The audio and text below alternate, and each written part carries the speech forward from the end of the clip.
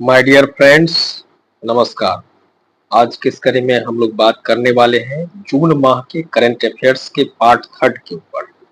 यानी जिन्होंने part one part two नहीं देखा है तो चैनल पर अपलोड है, आप लोग जाकर के पार्ट वन और पार्ट टू देख लें। आज की इस कड़ी में हम लोग जून माह के पार्ट थर्ड के ऊपर बात करेंगे,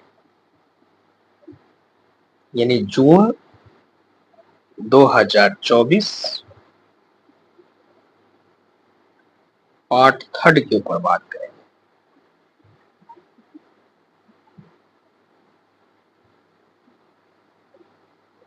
आगे बढ़ने से पहले यदि आप इस चैनल पर नए हैं तो चैनल को सब्सक्राइब जरूर कर दीजिएगा। तो चलिए देर न करते हुए हम लोग बात कर लेते हैं।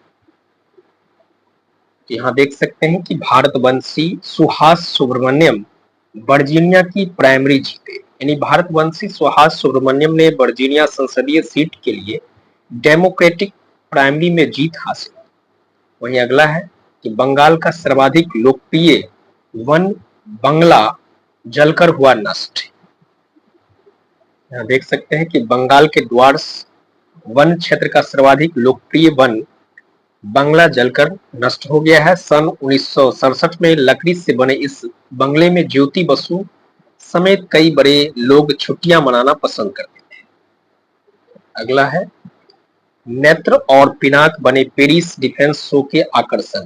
फ्रांस की राजधानी पेरिस में चल रहे यूरोसैट्री 2024 डिफेंस शो में भारत में बने हथियार विदेशी विशेषज्ञों का ध्यान आकर्षित कर रहा है और उन्नत तकनीक और अपेक्षाकृत कीमत वाले भारतीय हथियार विकासशील देशों के लिए विशेष आकर्षण बने हुए हैं।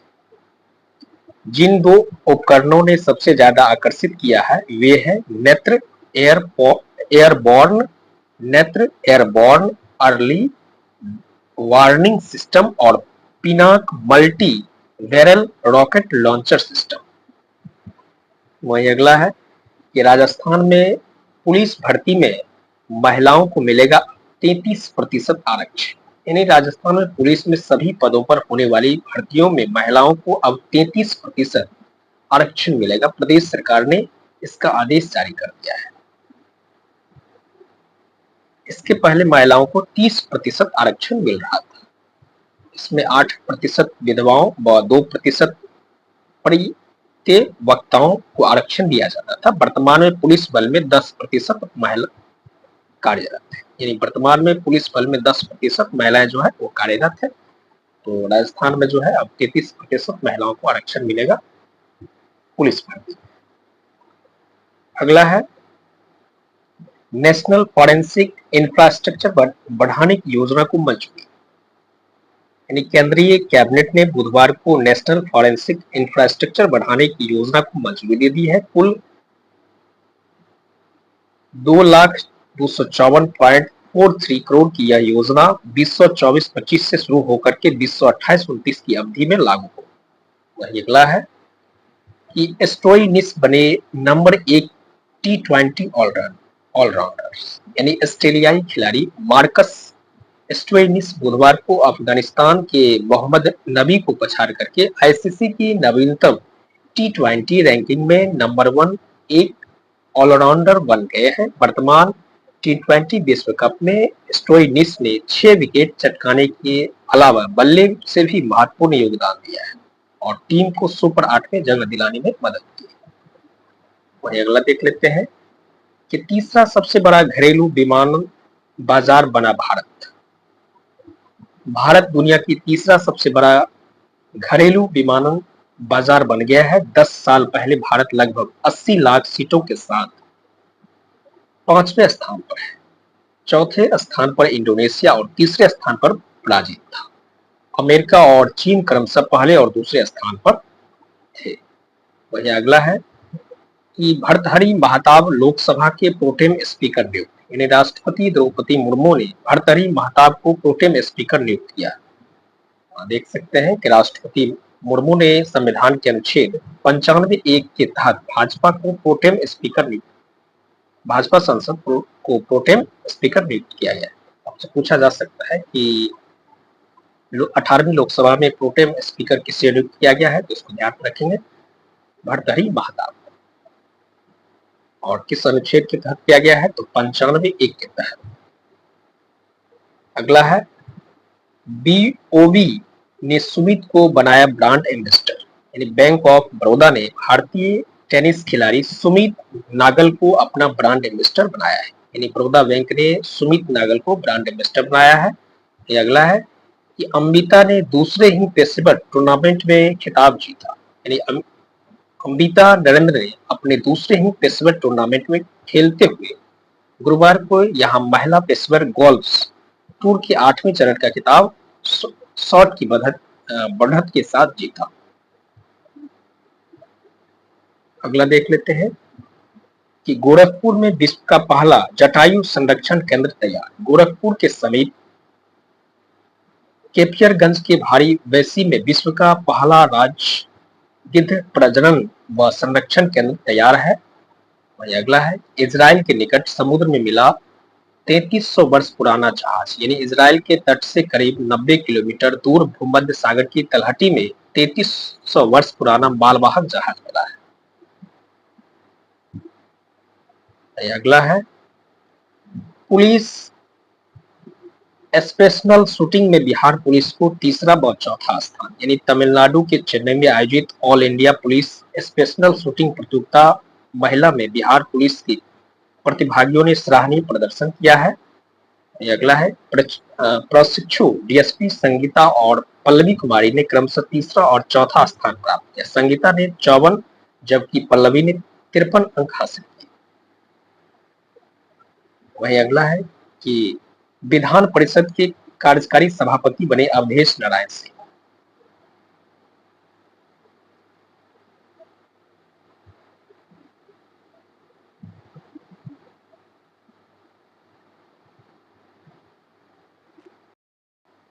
महत्वपूर्ण फैक्ट की कड़ी में हम लोग बात कर लेते हैं। महत्वपूर्ण फैक्ट है, इसको एक बार आप लोग सरसरी निगाह से देख लीजिए।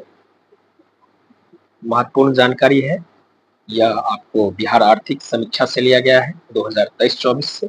सकल सिंचाई क्षेत्र में प्रथम स्थान जो है वह रोहतास का है, लास्ट जो है यानी अंतिम पायदान पे शिवहर है, इसको भी ध्यान में रखेंगे। नहरों से सिंचाई जो है उसके मामले में रोहतास, पश्चिम चंपारण और औरंगाबाद है। वही तीसरा है नलकूप से सिंचाई में समस्तीपुर, सीतामढ़ी और नालंदा है। तालाब से सिंचाई में दरभंगा, मधुबनी है। तो महत्वपूर्ण फैक्ट है, इसको भी आप लोग ध्यान में रखने का प्रयास करें। वही अगला है बिहार 18वीं लोकसभा चुनाव में किस पार्टी को कितनी सीटें मिली है, इसको एक बार देख लीजिए। Bharatiya Janata party, Indian national Congress, Samajwadi party और ऑल इंडिया तृणमूल कांग्रेस को कितना सीट मिला है, इसको एक बार देख लीजिए।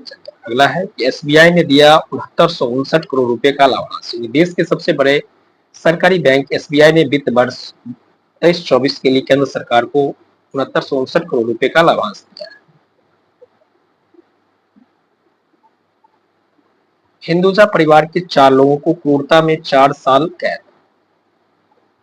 ब्रिटेन के अरबपति हिंदुजा परिवार के 4 सदस्यों को स्विट्जरलैंड की अदालत ने शुक्रवार को 4.5 साल की सजा सुनाई। भारतीय मूल के अमीर प्रकाश हिंदुजा, उनकी पत्नी, बेटी और बहू को अपने घरेलू नौकरों से क्रूरता और शोषण का आरोप लगा। मनोज जैन ने बीईएल के सीएमडी का पदभार संभाला। इन्हें रक्षा क्षेत्र की नवरत्न कंपनी भारत इलेक्ट्रॉनिक्स लिमिटेड के नवनियुक्त चेयरमैन एवं प्रबंध निदेशक सीएमडी मनोज जैन ने अपना पदभार संभाल लिया है। वे अगस्त 1991 में प्रोबेशनरी इंजीनियर के तौर पर बीईएल से जुड़े थे। अगला देख लेते हैं पेपर लीक करने पर 10 साल सजा और 1 करोड़ जुर्माना।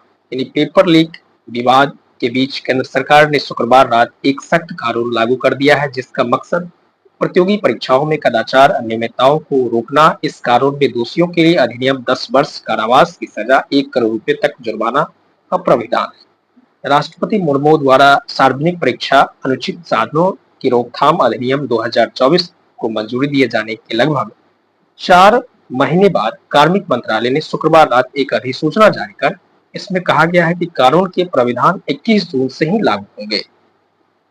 इसको भी ध्यान में रखिएगा, दिनांक 21 जून से लागू किया गया है।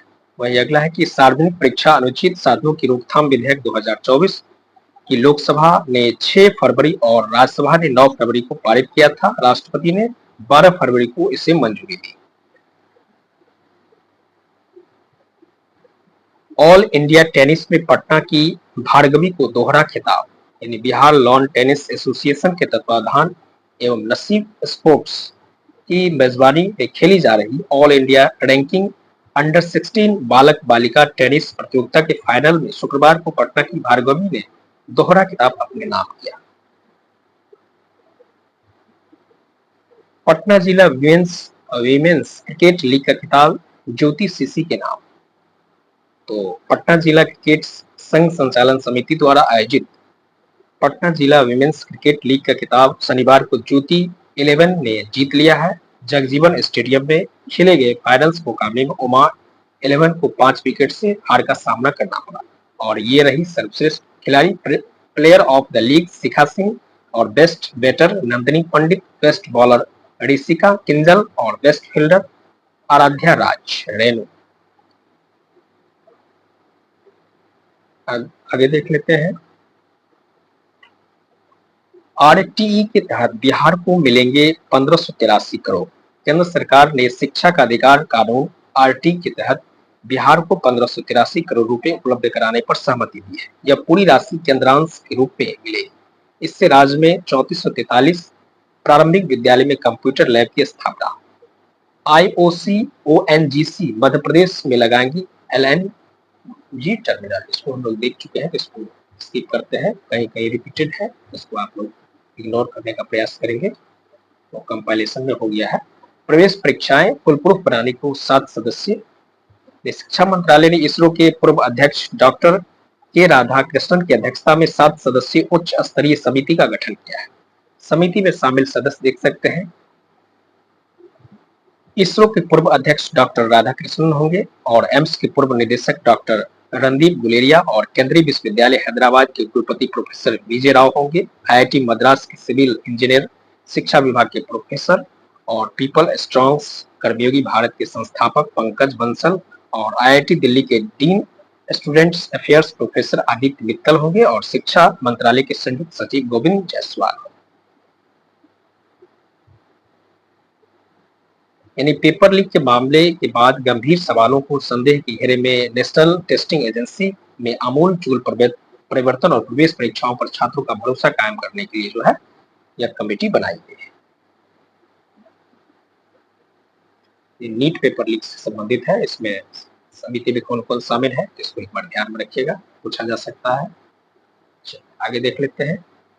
गंगजी ने 16 गोर मास्टर्स गोल्फ खिताब जीता। यानी भारतीय गोल्फर राहुल गंगजी ने शनिवार को यहां अंतिम दिन 3 ओवर 73 के कार्ड में 6 बॉगी के बावजूद डैन लासन को एक शॉट से पछाड़ करके पीकेएनएस सेलागोर मास्टर खिताब जीतने में सफल रहे। और अगला है,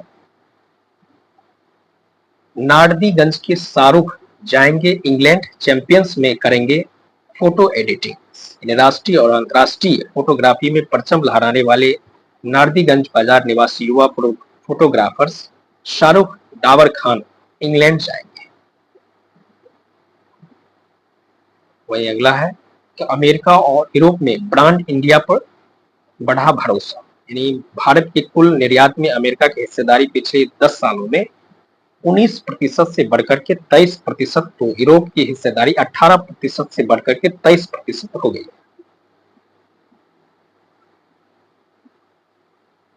और पिछले 10 सालों में भारतीय निर्यात में एशियाई देशों की हिस्सेदारी में कमी आई है। ये कुछ महत्वपूर्ण फैक्ट है, इसको एक बार ध्यान में रखिए।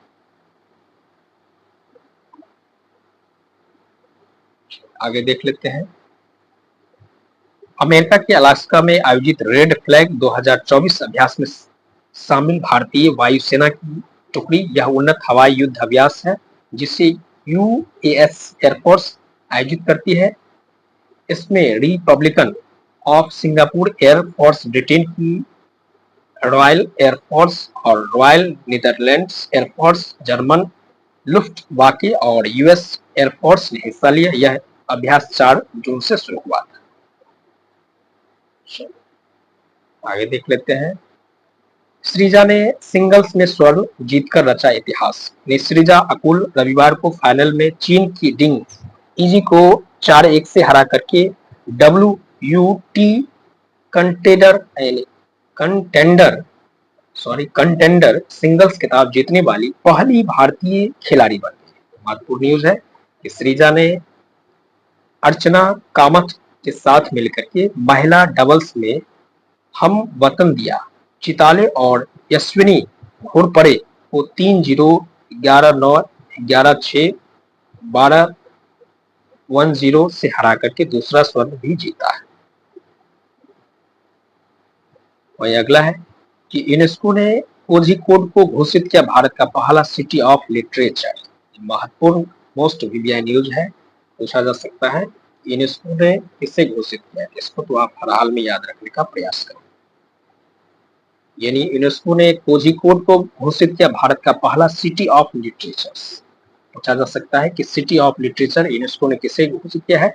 केरल के कोझिकोड को यूनेस्को ने रविवार को आधिकारिक तौर पर भारत का पहला सिटी ऑफ लिटरेचर घोषित किया है।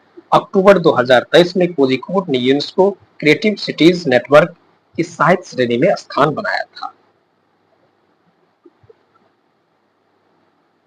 अगला देख लेते हैं कि ईरान ने कराई पुष्पक की सफल लैंडिंग। भारतीय अंतरिक्ष संगठन इसरो ने फिर कमाल करते हुए पुनः प्रयोगी योग प्रक्षेपण यान पुष्पक की लगातार तीसरी बार सफल लैंडिंग कराई। तेज हवा की स्थिति में RLB की स्वायत्त लैंडिंग क्षमता का पुनः प्रदर्शन किया है। लेक्स 02 150 मीटर की क्रॉस रेंज को छोड़ा गया है, जबकि इस बार क्रॉस रेंज बढ़ा करके 500 मीटर कर दिया गया है। ये कुछ महत्वपूर्ण जानकारी है। कर्नाटक के चित्रदुर्ग में रविवार को इसरो ने रियूजेबल लॉन्च व्हीकल्स पुष्पक का तीसरा और अंतिम परीक्षण किया।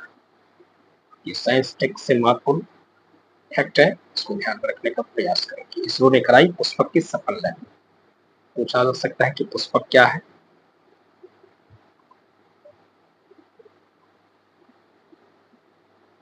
और यहाँ देख सकते हैं कि लोकसभा अध्यक्ष के पद के बारे में कुछ जानकारी दी गई है। लोकसभा अध्यक्ष सदन को सुचारू रूप से चलाने के लिए जिम्मेदार होता है, इसलिए ये पद काफी महत्वपूर्ण माना जाता है। लोकसभा अध्यक्ष संसदीय बैठकों के लिए एजेंडा भी तय करता है। इसके अलावा स्थगन प्रस्ताव, अविश्वास प्रस्ताव जैसे प्रस्ताव लोकसभा अध्यक्ष की अनुमति से ही लाए जाते हैं। ये इसलिए लोकसभा अध्यक्ष का पद जो होता है वो अहम होता है।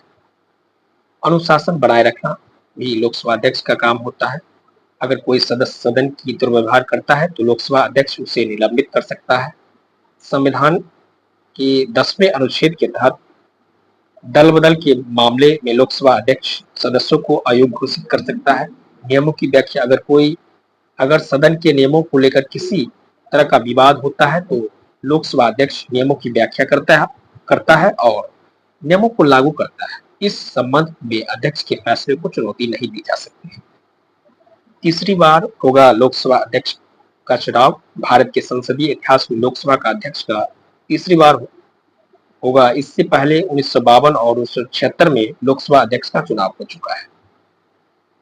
जीवी मावलंकर बनाम शंकर संताराम मोरे और 1976 में BR भगत बनाम जगन्नाथ राव जोशी।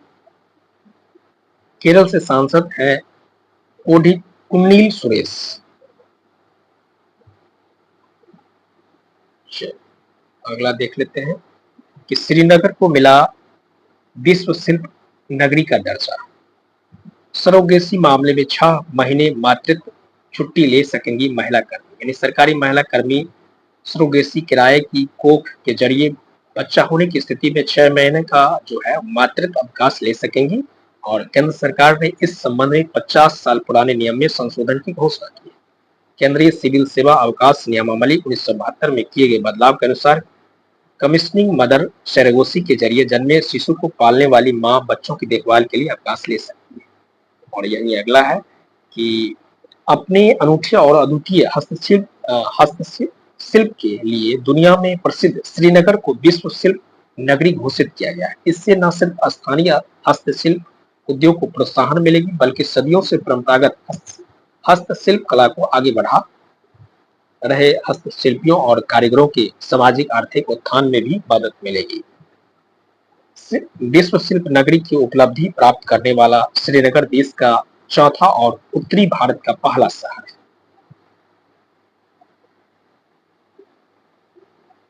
अगला आगे देख लेते हैं कि पहली बार मिर्गी के मरीज की खोपड़ी में लगाया उपकरण। दुनिया में पहली बार मिर्गी को नियंत्रित करने के लिए मरीज की खोपड़ी में उपकरण लगाया गया है। ब्रिटेन के जिस लड़के की खोपड़ी में यह उपकरण लगाया गया उसका नाम है ओरान नाल्सन। ये भी महत्वपूर्ण फैक्ट है। उपकरण लगाए जाने के बाद मिर्गी के दौरे आने 80% कम हो गए हैं और उपकरण लगाने के लिए सर्जरी अक्टूबर 2023 में हुई थी और ग्रेट अरामंड स्ट्रीट अस्पताल में परीक्षण के तहत की गई। यह सर्जरी 8 घंटे चली थी। और अगला है मेकी साउथ माइनिंग को मिला पहला लिथियम ब्लॉक। नीलामी में देश का पहला लिथियम ब्लॉक खनन के लिए मेकी साउथ माइनिंग प्राइवेट लिमिटेड को मिला। यह ब्लॉक छत्तीसगढ़ में स्थित है और सोमवार को 21 दुर्लभ खनिज ब्लांको की चौथी नीलामी की शुरुआत के दौरान इसकी घोषणा की गई। अगला देख लेते हैं कोल गैसिफिकेशन को लेकर के पहली पायलट परियोजना शुरू। बीसीए कोषाध्यक्ष आशुतोष का निधन, अध्यक्ष ने जताया शोक। ईस्टर्न कोलफील्ड लिमिटेड ने झारखंड के जामताड़ा जिले के कास्ता कोयला ब्लॉक में प्रायोगिक स्तर पर गैस बनाने की परियोजना की शुरुआत कर दी है। इसके जरिए कोयला खदानों से methane, hydrogen, carbon dioxide, monoxides को निकाला जाएगा, जिसका इस्तेमाल ईंधन, उर्वरक, विस्फोटक और दूसरे औद्योगिक क्षेत्र में किया जाएगा। वही अगला है बिहार क्रिकेट एसोसिएशन के कोषाध्यक्ष आशुतोष नंदन का सोमवार को दिल के दौरा पड़ने के कारण निधन हो गया। आगे देख लेते हैं हम लोग स्वामी सहजानंद भारतीय इतिहास के युग पुरुष थे। तो आजादी की ज्योति को शहरों से निकल करके सुदूर गांवों तक ले गए और राष्ट्रकवि रामधारी सिंह दिनकर ने सहजानंद को दलितों का सन्यासी कहा था। रामधारी सिंह दिनकर ने सहजानंद को जो है वह दलितों का सन्यासी कहा था। यहाँ देख सकते हैं महत्वपूर्ण फैक्ट है सहजानंद के संबंध में, इतिहास के दृष्टिकोण से भी महत्वपूर्ण है। इसको एक बार ध्यान में देख लीजिए, ध्यान में रख लीजिए। यानी धर्म का दंड धारण करने वाले दंड स्वामी सहजानंद सरस्वती भारतीय इतिहास के वह युग पुरुष है जिनके व्यक्तित्व में धर्माचार्य, जननायक, लोक चिंतक, साहित्यकार और समाज सुधारक का अनोखा सम्मिश्रण था। आजादी की ज्योति को शहरों से निकल करके सुदूर गांवों तक ले गए। तब के 80% देशवासी के बीच राष्ट्रीयता का बीज बोया। इनकी अध्यक्षता में पहले 1929 के 17 नवंबर को बिहार राज्य किसान सभा और 1936 के 11 अप्रैल को अखिल भारतीय किसान सभा की स्थापना हुई और 1939 के रामगढ़ कांग्रेस अधिवेशन में सहजानंद जी ने ही पहली बार भारत छोड़ो का नारा दिया था। ये भी महत्वपूर्ण फैक्ट है, इसको भी ध्यान में रखने का प्रयास कीजिएगा। साबरमती आश्रम में मैंने खादी धोती पहने पूंजीपतियों के एक सन्यासी को देखा, परंतु भारत का एक सच्चा सन्यासी मुझे सीताराम आश्रम पट्टा, इसी आश्रम में सहजानंद रहते थे। राष्ट्रकवि रामधारी सिंह दिनकर ने सहजानंद को दलितों का सन्यासी कहा था और 11 अप्रैल 1936 को लखनऊ में अखिल भारतीय किसान सभा के गठन का ऐलान किया सहजानंद ने। तो एनजी रंगा और ईएमएस नंबूदरीपाद, पंडित कार्यानंद शर्मा, पंडित यमुना कारजी और पंडित यदुनंदन शर्मा, राहुल संकृत्यानंद और पी सुंदरैया, राम मनोहर लोहिया, जयप्रकाश नारायण, आचार्य नरेंद्र देव और बंकिम मुखर्जी जैसे प्रतिष्ठित नेता इस सभा में शामिल थे। अगला है कि नालंदा महाविहार व ताइवान के वेनसोंग विश्वविद्यालय के बीच समझौता। डिम्स विश्वविद्यालय नव नालंदा महाविहार वेनसोंग विश्वविद्यालय के बीच शैक्षणिक गतिविधियों को लेकर के सहमति बनी। चंद्रमा के सुदूर भाग से पहली बार नमूने लेकर आया चीन का चांग ई6, इसको हम लोग पार्ट 1 पार्ट 2 में भी देख चुके हैं इस फैक्ट को, तो चलिए आगे स्किप करते हैं। 12 एकड़ में होगा जमुई में प्रदेश का पहला बर्ड्स म्यूजियम सर्वे। बर्ड्स म्यूजियम होगा जमुई में 12 एकड़ में, यानी जमुई में प्रदेश का पहला बर्ड्स म्यूजियम बनकर के तैयार होगा। म्यूजियम पटना की टीम ने सर्वे कर लिया है। ये भी महत्वपूर्ण फैक्ट है, पूछा जा सकता है कि प्रदेश का पहला यानी बिहार का पहला बर्ड म्यूजियम कहाँ होगा, तो जमुई में होगा। 2-3 वर्षों में यह म्यूजियम बनकर के तैयार हो जाएगा। म्यूजियम पर फिलहाल 1.50 करोड़ की लागत आने का अनुमान है। विश्व स्तरीय म्यूजियम में 1300 प्रजातियों के पक्षियों से संबंधित विस्तृत जानकारी लोगों को दी जाएगी। अगला फैक्ट है, चंद्रमा से नमूने लेकर के पृथ्वी पर वापस आ रही है चांग 6, वही फैक्ट है, आगे देख लेते हैं। 5 दशक में पहली बार लोकसभा अध्यक्ष पद के लिए होगा मतदान। 5 दशक में पहली बार लोकसभा अध्यक्ष के लिए मतदान होगा। आगे देख लेते हैं, नए आपराधिक कानून में जीरो एफआईआर क्राइम सीन की होगी अनिवार्य वीडियोग्राफी। ये महत्वपूर्ण फैक्ट है, इसको एक बार देख लेते हैं। आगामी 1 जुलाई से लागू हो रहे 3 अहम कानून भारतीय न्याय संहिता 2023, भारतीय नागरिक सुरक्षा संहिता 2023 और अब भारतीय साक्ष्य अधिनियम 2023 भारतीय नागरिकों को सशक्त बनाने की दिशा में एक और बड़ा कदम है। इन तीनों कानून के तहत जीरो एफआईआर, ऑनलाइन पुलिस शिकायत, इलेक्ट्रॉनिक माध्यम से समन भेजना और घृणित अपराध में क्राइम सीन की वीडियोग्राफी अनिवार्य हो जाएगी। यहाँ देख सकते हैं, उद्देश्य है जांच और न्याय प्रणाली को सभी के लिए सहज और सुलभ बनाना। इस बीच अगले हफ्ते से लागू होने वाले तीनों नए आपराधिक कानून के लिए बुनियादी स्तर पर 40 लाख लोगों को प्रशिक्षित किया गया है। वहीं अगला है कि सहज, सुलभ और त्वरित न्याय के 10 अहम प्राविधान। एक व्यक्ति सशरीर पुलिस स्टेशन में उपस्थित हुए बगैर भी इलेक्ट्रॉनिक माध्यम से घटना की रिपोर्ट कर सकता है। वहीं अगला है कि नए कानून में जीरो एफआईआर की शुरुआत की गई है। पीड़ित किसी भी थाना क्षेत्र में अपनी एफआईआर दर्ज करा सकता है।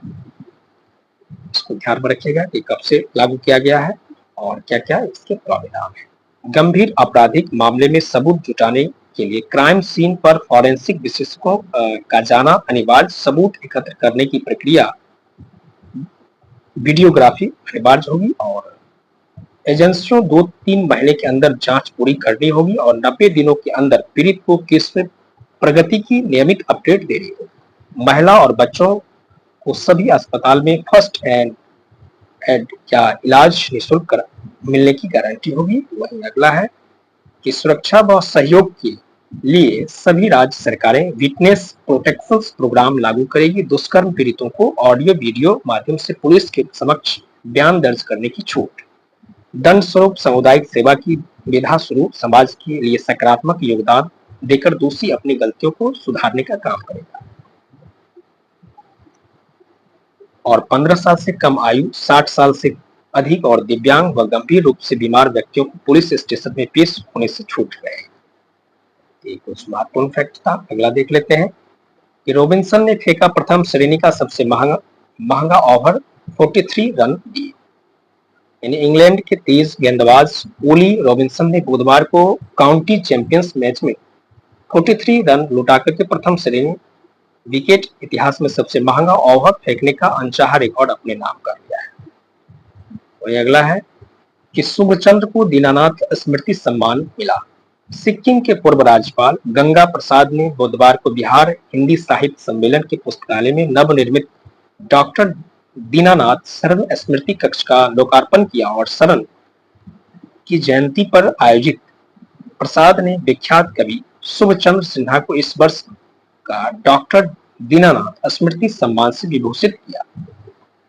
महत्वपूर्ण फैक्ट है कि दीनानाथ स्मृति सम्मान किसे दिया गया है, तो शुभचंद्र को दिया गया है। किसे दिया गया है? शुभचंद्र।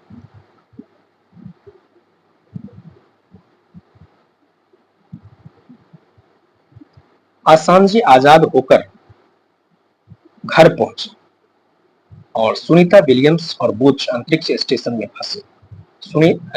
अंतरिक्ष यात्री सुनीता विलियम्स और बुच विल्मोर अंतर्राष्ट्रीय अंतरिक्ष स्टेशन में स्टार लाइनर विमान में फंसे हैं। हालांकि सप्ताह भर पहले ही उनकी वापसी होनी थी, लेकिन बोइंग स्टार लाइनर में खराबी आने के कारण फंस गए।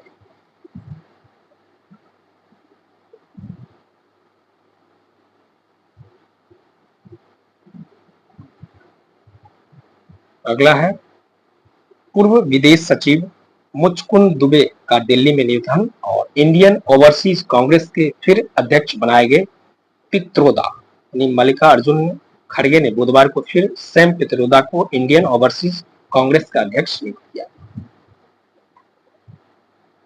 वही अगला फैक्ट है कि संजना ठाकुर लघु कहानी ऐश्वर्या राय को राष्ट्रमंडल पुरस्कार यानी संजना ठाकुर को लघु कहानी और ऐश्वर्या राय को राष्ट्रमंडल पुरस्कार। मुंबई की रहने वाली 26 वर्षीय लेखिका संजना ठाकुर ने दुनिया भर के 7359 प्रतियोगियों की को पछाड़ करके कॉमनवेल्थ लघु कथा पुरस्कार 2024 अपने नाम कर लिया है और संजना को लंदन में 5000 पाउंड की राशि इस 5000 पाउंड की राशि से पुरस्कृत किया जाएगा। और संजना की कहानी का शीर्षक है बॉलीवुड अभिनेत्री ऐश्वर्या राय के नाम पर और साहित्य पत्रिका ग्रांता ने 2024 कॉमनवेल्थ लघु कथा पुरस्कार जीतने वाली सभी क्षेत्रीय कहानियों को प्रकाशित किया है। लेखिका अरुंधति राय को प्रतिष्ठित पेन प्रिंटर पुरस्कार से सम्मानित किया गया है। ये महत्वपूर्ण फैक्ट है, पूछा जा सकता है कि लेखिका अरुंधति राय को जो है किस पुरस्कार से सम्मानित किया गया है। तो पेन प्रिंटर पुरस्कार से जो है लेखिका अरुंधति राय को सम्मानित किया गया है। किस पुरस्कार से?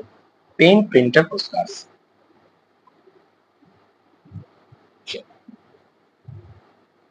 अगला है संयुक्त राष्ट्र में हिंदी को बढ़ावा देने के लिए भारत ने 1159 लाख डॉलर दिए। नड्डा को राज्यसभा में सदन का नेता नियुक्त किया गया। स्वास्थ्य मंत्री नड्डा को गुरुवार को राज्यसभा में सदन का नेता नियुक्त किया गया। इसकी घोषणा सभापति धनखड़ ने की और भारत सरकार संयुक्त राष्ट्र में हिंदी के प्रयोग को बढ़ाने के लिए निरंतर प्रयास कर रही है। इसी क्रम में सरकार ने 1169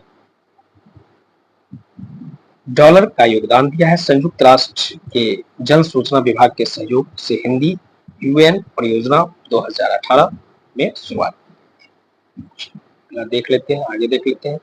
12 वर्षों के न्यूनतम स्तर पर 2.5% पर सफल एनपीए। देश के बैंकिंग सेक्टर का शुद्ध एनपीए फंसा हुआ कर्ज कुल अग्रिम के मुकाबले घट करके मार्च 2024 में 0.6% पर आ चुका है। सकल एनपीए का स्तर भी 12 वर्षों के न्यूनतम स्तर पर है यानी 2.5% पर आ चुका है। हालांकि कृषि क्षेत्र में एनपीए का स्तर अभी भी 6% से ज्यादा बना हुआ है।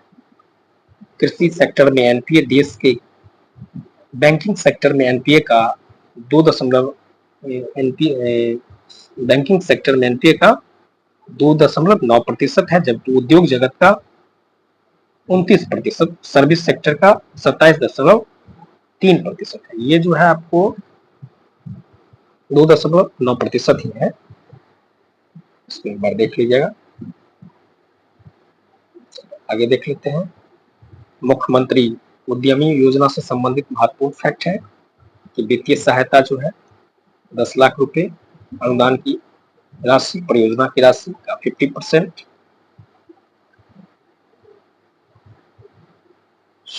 आगे देख लेते हैं। सम्राट और विजय चौधरी बने पूर्वी क्षेत्रीय परिषद के सदस्य। भारतवंशी पूजा नैन्सी को फ्रांस का विशेष सम्मान। भारतीय मूल की लेखिका पूजा नैन्सी और एक अन्य शख्स इवान होंग को सिंगापुर और फ्रांस के बीच सांस्कृतिक सहयोग में महत्वपूर्ण भूमिका निभाने के लिए फ्रांसीसी संस्कृति मंत्रालय द्वारा knights of the order of arts and letters से नवाजा गया है। और उप मुख्यमंत्री सम्राट चौधरी व जल संसाधन मंत्री विजय कुमार चौधरी को पूर्वी क्षेत्रीय परिषद का सदस्य नामित किया गया है। इसके अलावा गृह विभाग के प्रधान सचिव को अतिरिक्त सलाहकार के रूप में नामित किया गया है। वहीं अगला है देश भक्ति का भी संदेश देता है मंगेशकर परिवार का संगीत। राष्ट्रीय स्वयंसेवक संघ के संचालक मोहन भागवत का कहना है कि मंगेशकर परिवार का संगीत भक्ति के साथ साथ देशभक्ति का भी संदेश देता है। अगला है दक्षिण अफ्रीका के खिलाफ टेस्ट में बेटियां ने लगाई रिकॉर्ड की झड़ी और मुथूट फिनकॉर्प ने शुरू किया book my gold loan campaign. यानी मुथूट पप्पाचंद समूह की प्रमुख कंपनी मुथूट फिनकॉर्प लिमिटेड ने अभिनेता शाहरुख खान के साथ मिलकर के book my gold loan campaign शुरू किया है। और भारतीय महिला टीम ने दक्षिण अफ्रीका के विरुद्ध एक बात टेस्ट मैच के पहले दिन शुक्रवार को कई रिकॉर्ड ध्वस्त कर दिए और भारत ने शेफाली वर्मा को 205 के दोहरे शतक और स्मृति मंधाना को 149 शतकीय पारी के दम पर पहले दिन 4 विकेट खोकर के 525 रन का स्कोर कार्ड खड़ा किया। यहाँ देख सकते हैं कि 292 रन जोड़े स्मृति व शेफाली ने पहले विकेट के लिए, जो किसी भी विकेट के लिए दूसरी सबसे बड़ी साझेदारी है। वही अगला है कि टीम भारत ने दक्षिण अफ्रीका को फाइनल में 7 रन से हराया और 2013 में बर्मिंघम में चैंपियंस ट्रॉफी जीतने के 11 साल बाद जब यहां हार्दिक पांड्या ने किंगस्टन पार्क में आखिरी गेंद फेंकी तो कप्तान रोहित शर्मा और विराट कोहली सहित सभी रोने लगे थे। उस महत्वपूर्ण फैक्ट है, इसको देख लीजिए। आगे देख लेते हैं। रवि अग्रवाल बनाए गए सीबीडीटी के चेयरमैन और सीएस शेट्टी होंगे एसबीआई के अगले चेयरमैन। यानी सार्वजनिक क्षेत्र के बैंकों और वित्तीय संस्थानों के लिए निदेशक चुनने वाले financial services institutions bureau SBI के चेयरमैन पद के लिए चुना है शेट्टी। इस समय एसबीआई के सर्वश्रेष्ठ वरिष्ठ प्रबंध निदेशक है, वे दिनेश कुमार खारा का स्थान लेंगे। इसको भी ध्यान में रखेंगे कि सीएस शेट्टी होंगे एसबीआई के अगले चेयरमैन और रवि अग्रवाल बनाए गए सीबीडीटी के चेयरमैन। केंद्र सरकार ने 1988 बैच के राजस्व अधिकारी रवि अग्रवाल को केंद्रीय प्रत्यक्ष कर बोर्ड सीबीडीटी का नया चेयरमैन नियुक्त किया है। वे नितिन गुप्ता का स्थान लेंगे, जिनका कार्यकाल 30 जून तक है। अगला देख लेते हैं। चालू वित्त वर्ष में 1800 मेगावाट हो जाएगी डाटा सेंसर की क्षमता। भारतीय महिला टीम ने बनाया सबसे बड़ा स्कोर। दक्षिण अफ्रीका के विरुद्ध एकमात्र टेस्ट के दूसरे दिन महिला टेस्ट क्रिकेट के इतिहास का सबसे बड़ा स्कोर बनाते हुए 6 विकेट पर 603 रन पर पहली पारी घोषित। और उद्योग विशेषज्ञों का मानना है कि भारत की डाटा सेंसर क्षमता वित्त वर्ष 2021-22 की 870 मेगावाट को दोगुना होकर चालू वित्त वर्ष में किया जाएगा। वहीं अगला है,